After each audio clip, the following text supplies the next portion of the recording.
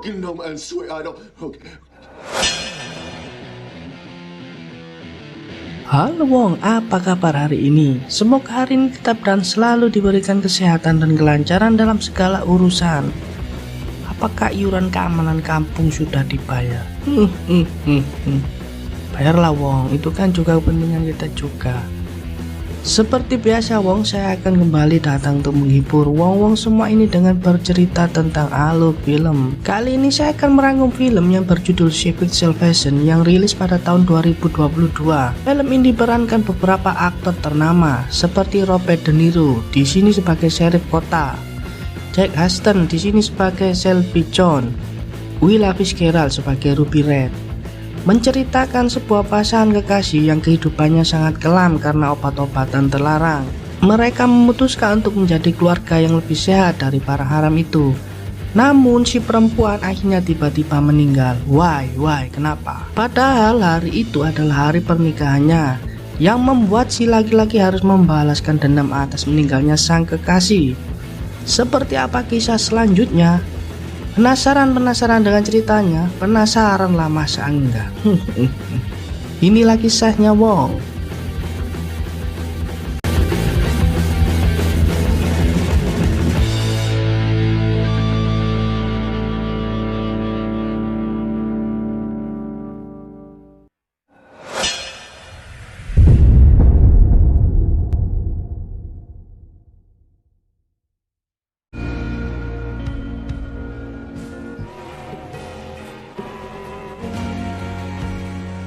Di awal scene film diperlihatkan meninggalnya seorang pria karena sebuah pengaruh obat haram dan mahal ini. Di mana kasus ini sedang ditangani seorang pria tua. Dia adalah seorang sheriff yang bernama Mike, yang belum pensiun juga meskipun sudah tua. Adalah juga seorang pria yang nampak seperti geng motor, tapi bukan ya. Diketahui bernama Shelby John. Untuk lebih akrabnya sebut saja Timbul. Dia sedang OTW menuju rumah pacarnya.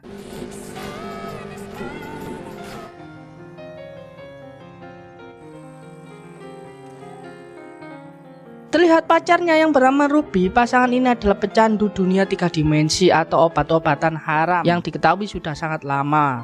Di tengah obrolannya, Timbul memegang tangan Ruby dan langsung memasang sebuah cincin mainan plastik sebagai simbol bahwa Timbul benar-benar serius kepada Ruby. Setelah itu mereka berdua melakukan party semuanya lah, pokoknya yang enak-enak ya, pasti kalian tahu lah.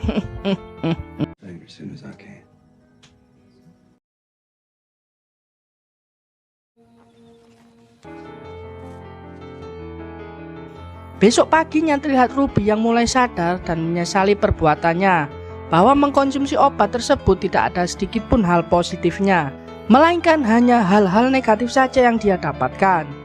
Akhirnya mereka berdua memutuskan untuk stop menggunakan garam mahal tersebut. Yang pasti dia tahu konsekuensi yang sebenarnya dia rasakan saat berhenti memakainya. Dengan berjalannya waktu karena berhenti mengkonsumsi obat itu, akhirnya badan mereka pun mulai kesakitan dan resah gelisah. Hingga Ruby yang benar-benar tidak dapat menahan, akhirnya memutuskan untuk mencoba membeli obat itu lagi. Namun hal itu langsung dicegah oleh Timbul, yang sebenarnya keadaannya sama seperti Ruby.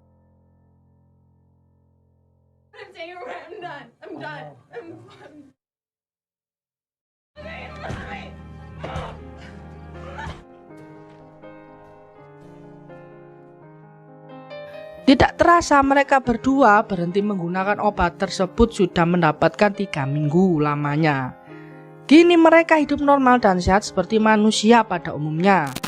Terlihat Timbul yang akan sedang membeli sebuah cincin berlian sungguhan, agar dia bisa menggantikan cincin plastik kemarin yang dia berikan kepada sang kekasih alias Ruby. Namun ternyata uang Timbul tidak cukup, karena di toko tersebut tidak boleh ngutang. Akhirnya Timbul memutuskan untuk pulang saja. Setelah di tempat parkir, saat Timbul akan pulang, tiba-tiba Timbul bertemu dengan Elvis alias bandar di mana dia mengambil barang haram tersebut. Elvis memberikan barang tersebut secara cuman-cuman alias gratis pada Timbul. Namun Timbul langsung menolaknya karena dirinya sekarang sudah tobat dan ingin berhenti. Dan Timbul akhirnya menyogok Elvis dengan uang $85 supaya Elvis untuk menjauhi dirinya dan tidak mengganggunya lagi dengan Ruby.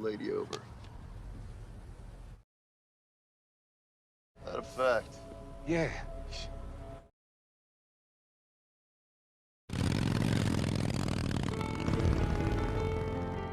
Saat Timbul sampai di rumahnya, dia pun menceritakan kepada Ruby bahwa dia bertemu dengan Elvis. Di sini mereka berdua ketakutan apabila komunikasi dengan Elvis. Hasad ingin menggunakan obat itu pasti kambuh lagi. Dengan rasa percaya diri, Ruby mencoba meyakinkan Timbul bahwa mereka bisa melewati masa kelam ini. Ruby pun memberikan sebuah baju supaya Timbul bisa datang ke pesta ulang tahun keponakannya dan harus memakai baju tersebut. Singkat cerita, hari ulang tahun keponakan Ruby pun tiba. Timbul pun dan Ruby terlihat mendatangi pesta ulang tahun itu di rumah sang kakak Ruby. Makan bersama pun dilakukan oleh semua saudara Ruby, dan tak lupa di sini Ruby menyampaikan kepada keluarganya bahwa dirinya dan Timbul akan segera menikah. Tetapi terlihat ibu Ruby nampak sinis mendengar kabar tersebut. Ternyata ibu Ruby tidak menyetujui kalau Ruby menikah dengan Timbul.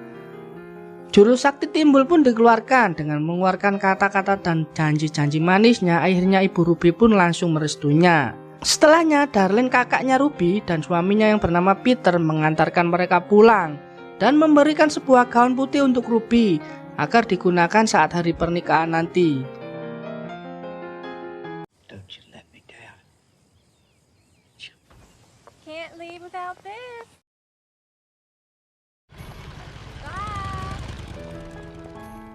Hingga pada suatu hari Ruby bertemu dengan Elvis. Di sini Ruby meladeni Elvis dan mengobrol dengannya. Elvis kembali memberikan sebuah obat haram yang membuat penyakit lama Ruby sebagai pecandu kembali kambuh.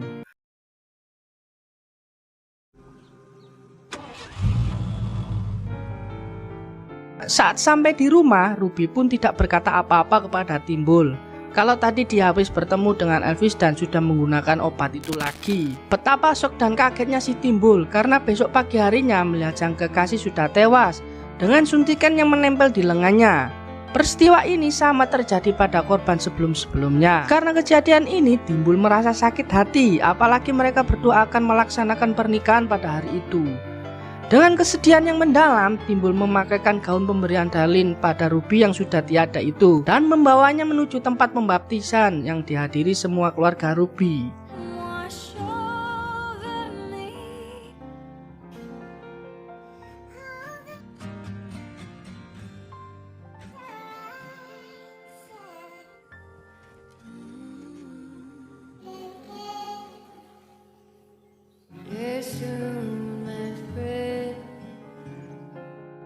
Terlihat Timbul pun meninggalkan tempat itu dan tak lama kemudian Sheriff dan anggotanya pun datang untuk menyelidiki tubuh Ruby. Sheriff meminta anggotanya untuk mencari Timbul.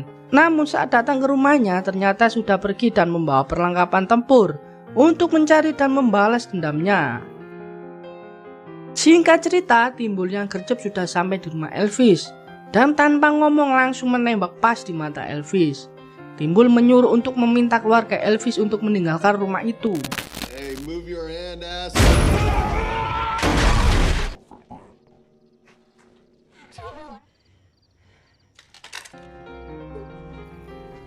Elvis pun diinterogasi oleh Timbul mengenai terkait barang apa yang ia berikan kepada Ruby.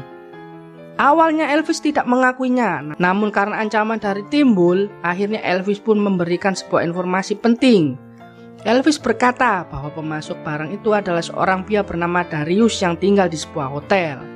Setelah mendapatkan informasi tersebut, Timbul pun langsung menghabisi Elvis tanpa ampun. Tidak lupa saat sebelum pergi, Timbul membawa sebuah senjata milik Elvis untuk bekal pertempurannya nanti.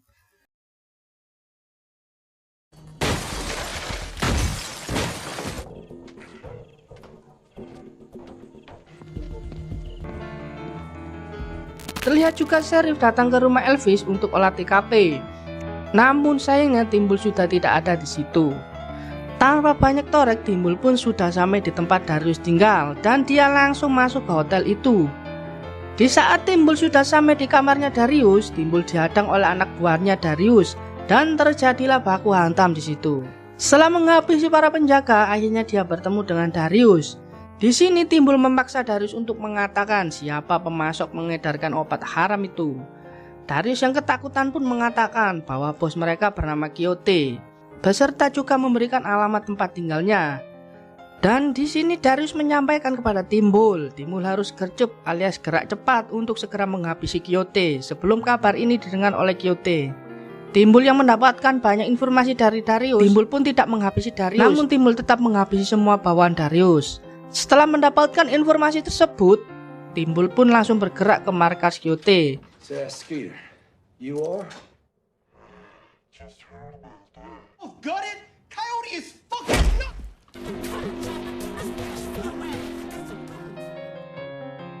Laki-laki sheriff datang tak tepat waktu ke TKP dan bertanya kepada Skeeter, orang yang tadi disakiti Timbul. Karena merasa sakit hati kepada Timbul, akhirnya Skeeter pun bercerita semua tentang Timbul kepada sheriff.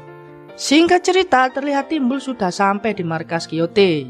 Timbul mencoba dengan sebuah teropong untuk melihat Quixote yang mengeksekusi salah satu bawahannya karena telah berkhianat kepadanya. Saat mobil van yang mau keluar dari markas Quixote, dengan gerak cepat Timbul langsung mencegah mobil van tersebut, lalu membasmi semua yang ada di dalam mobil tersebut.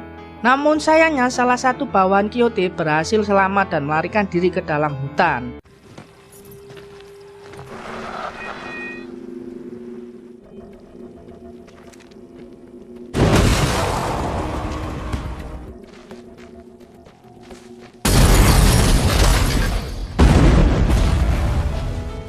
Sheriff dan anggotanya telah sampai di tempat tujuan, lalu mencari keberadaan Timbul yang dia cari-cari. Sin terlihat Timbul yang kini sedang masuk menuju markas Quixote, lalu membasmi satu persatu anak buah Quixote. Hingga pada akhirnya Timbul pun berhadapan langsung dengan Quixote. Namun apesnya Timbul kehabisan amunisi sehingga Quixote pun berhasil kabur.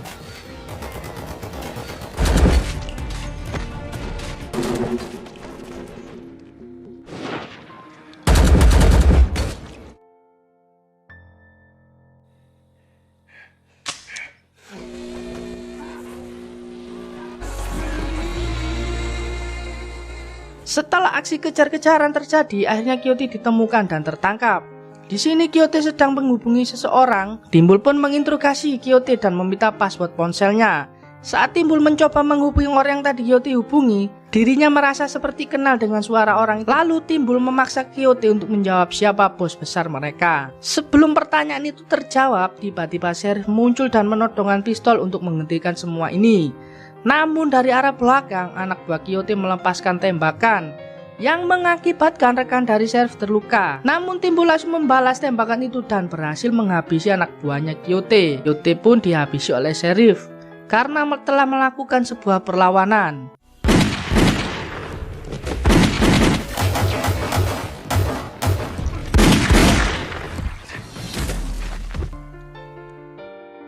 Mereka semua menuju ke jalan dan menghentikan sebuah mobil yang melintas agar bisa membawa rekan dari sheriff itu yang sedang terluka segera dilakukan perawatan.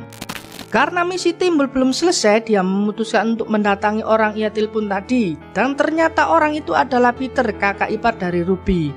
Sungguh betapa kagetnya Timbul melihat hal itu, dan dia tidak menyangka bahwa Peter adalah seorang bos bandar obat haram itu. Karena sebenarnya Peter adalah seorang religius. Do his business. I don't know what it was. Namun tekad Timbul sudah bulat, apapun yang terjadi dia harus membalaskan dendamnya. Timbul memaksa Peter untuk menyuntikkan barang haram yang seperti yang dia berikan kepada Ruby. Namun karena Peter tidak mau, akhirnya mereka berdua pun berbaku hantam. Dan akhirnya Timbul berhasil menyuntikkan barang haram itu kepada Peter dan membuat Peter sekarat dan kecet-kecet dan koid.